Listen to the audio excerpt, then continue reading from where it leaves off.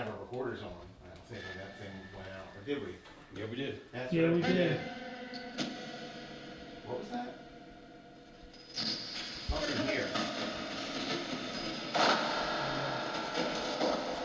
Husband's name is Milo. Milo. They're all listed right here. Oh, is that what that list is? Yeah, Okay. it's Because we saw it the last time, we didn't know what it was. It's him, her, and the kids. Yeah, she died here. Just, something just went over your head, Bob. Huh? Something just went over your head. What are you talking? All up. I'm getting a headache. It's alright. What?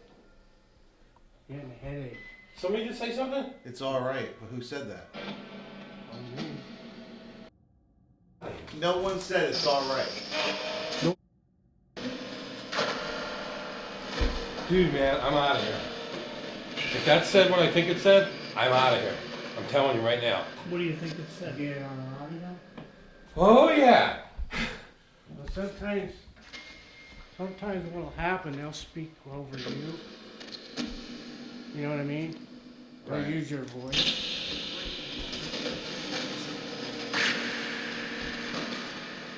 So you said I'm getting a headache, and then all of a sudden you heard it's alright. Yeah. Did you hear that too? Yeah. With a gruff voice, though. She looks after us, man. Oh, yeah. We got a big dude away.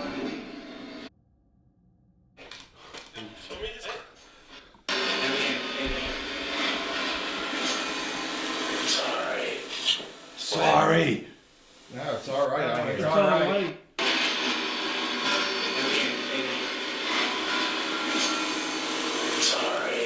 Oh my God.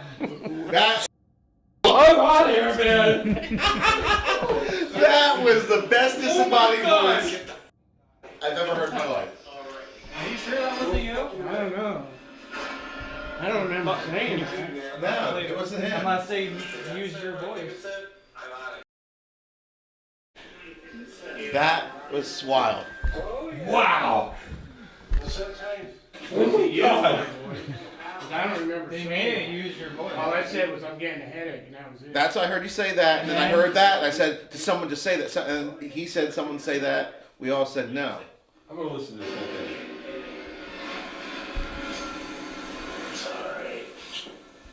Sounds like a lady.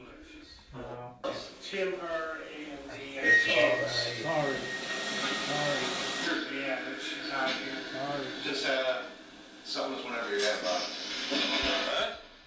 Something just went over your head. What are you talking? All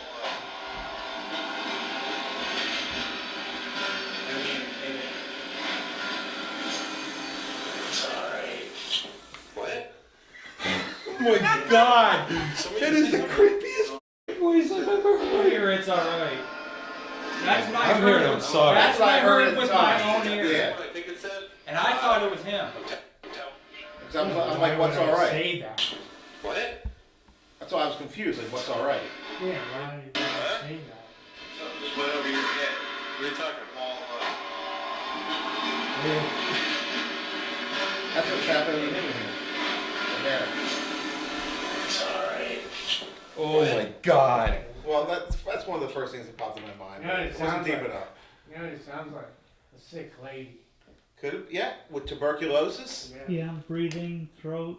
Holy shit! And I said something went over your head, and you were like, "What?" And then it's all right.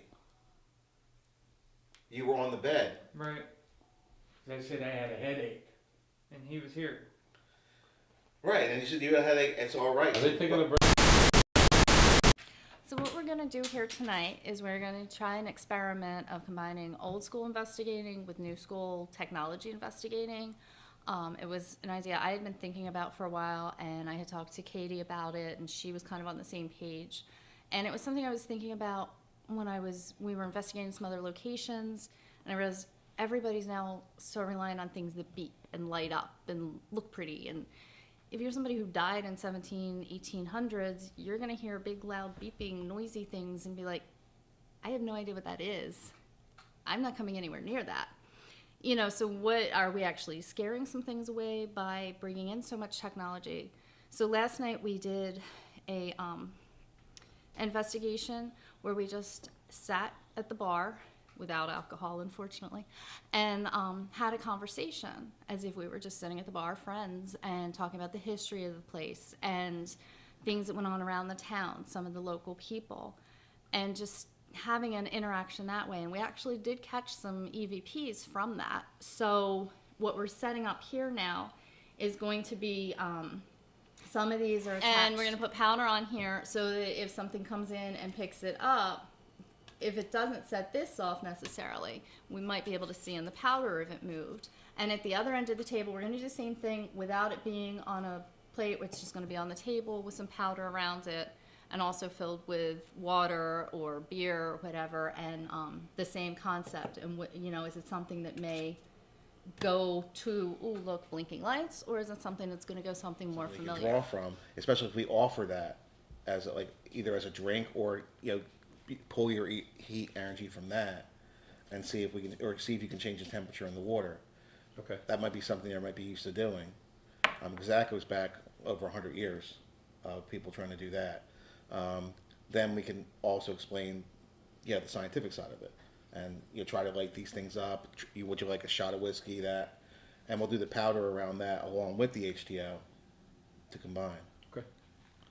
She had a good idea. I mean, I like it. It's a mixture of old school and new school. So, there's the powder. So do you want me to get behind there? You want me to pour? How you want to do You it? could pour And all then the water. And you do the liquor? Yeah. It's always going to be controlled.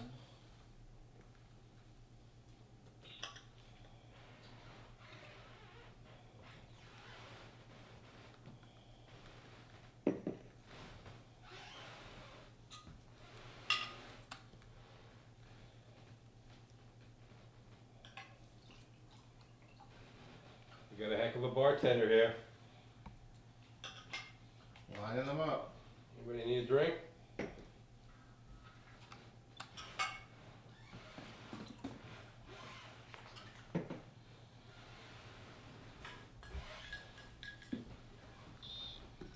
That was me.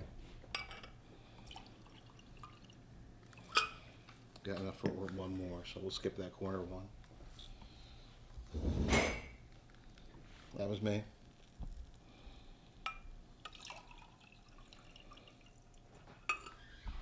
All right.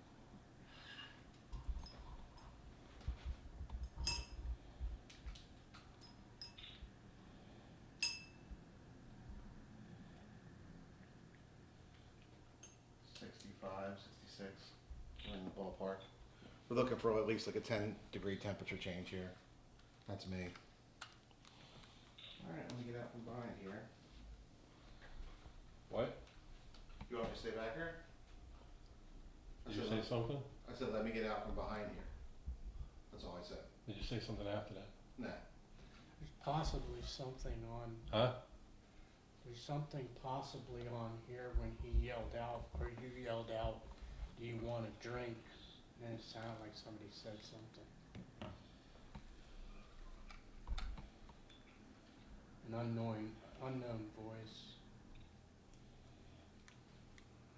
Yeah, I got some. Awesome.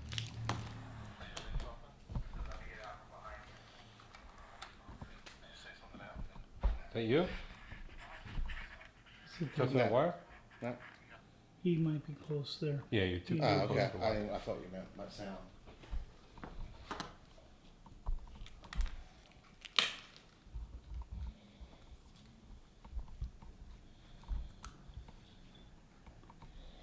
That's me.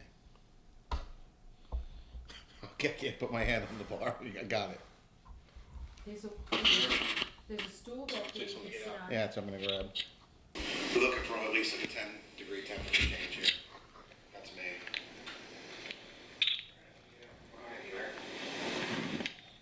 What?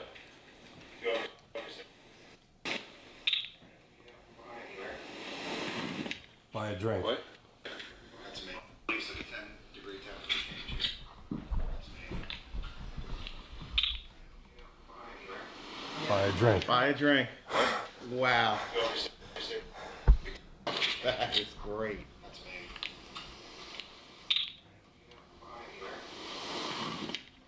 What? You want me to stay back here? Change it. That's me. Buy a drink. Oh my God. That is awesome. Can you hear that? That is crazy. Nobody said that, right? No. What? I heard something when somebody. Did you say I don't know something? if that's the same Let me get out from behind here. Did you say something after that? No. Did you... 10-degree temperature change here. That's me. Buy a drink. That is crazy. It's Class A too. It's so clear. I said, let me get out from behind here. Okay, I am here with Peg, and you are the owner of the Knickerbocker Hotel. You have been in ownership since 1993, formerly the Arlington Hotel, and then in 2005 to become the Knickerbocker Hotel, correct? That's correct, yes. Okay, why don't you tell me a little bit about the place?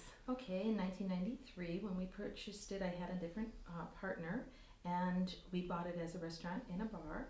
I had been coming to this building as a restaurant since 1978, and then it became available for purchase in 1993. And so I had a partner who wanted to take on this, type of a business. So we bought it, and then it went through some different situations, and then we ended up in 2004 foreclosing on the mortgage that I held on it, and then I changed it to the Knickerbocker because I had married Merle Knickerbocker. What we had in 1993 happening was I had no idea that there was activity such as this building can display. And I had several experiences back in 93, and a couple of them happened right during the day while we were in the kitchen working with full staff in the afternoon. And there happened to have been at one time a bar clock that was on the kitchen wall, and it was an old bar clock, and it was one of the kind that had to be plugged in, so it was over by the door. And the woman that I had been in partnership with had brought me in an order she took care of the bar and I took care of the kitchen, and she had brought me in an order, and while we were standing there in full view of the cook and the dishwasher and us and just the restaurant being open, the bar clock came off of the wall and then kind of hovered behind me, and then it fell to the ground, to the floor. It didn't break or anything, but it just came off the wall, and all of us tried to figure out vibrationally what happened. Did the truck traffic going by, did it make it to go off? But The hovering, Well, that's a little hard to explain. right, that's what we were really looking at. And this was early on in the ownership. And then we'd replaced that with a mirror. And a few months down the road, I'm in the kitchen again, and in front of the people in the kitchen, the mirror came off the wall. It hovered behind me. The mirror is in midair, and it just crumbled like raindrops onto the floor. Wow.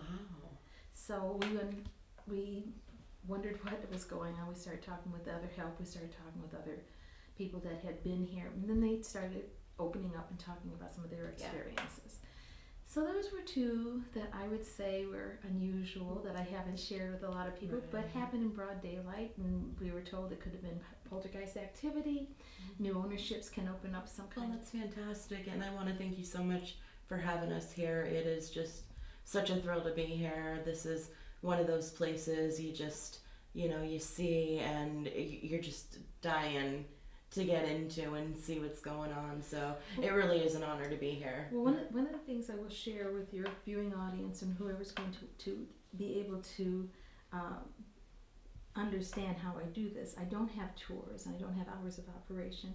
I'm very limited who I allow to come in because I honor my building because there is so much activity here. So the people that do bring somebody in, it has to be done through an actual group such as yourself that has a good reputation and that I trust to come into the building. We don't have a revolving door policy where you pay a fee and come in. We don't do Halloween parties or anything like that. We do fundraisers. We do have the Rotary meets here, and we do have a lot of community spirited activity that we do participate in. So I think that unlike some other venues, ours is quite different. It really is quite Right. different. Well, that I have to say, it's truly. We're very flattered to be part of that, you know, small group Myself, yeah. allowed to be in here. I'm honored that you want to come here and, Oh. and explore the possibilities, because I think that the place has so much to offer. It does. It truly does. It's amazing from top to bottom. So thank you again so much. Thank you for being truly, here. truly Yes. grateful and very high compliments. So thank you. Thank you very much.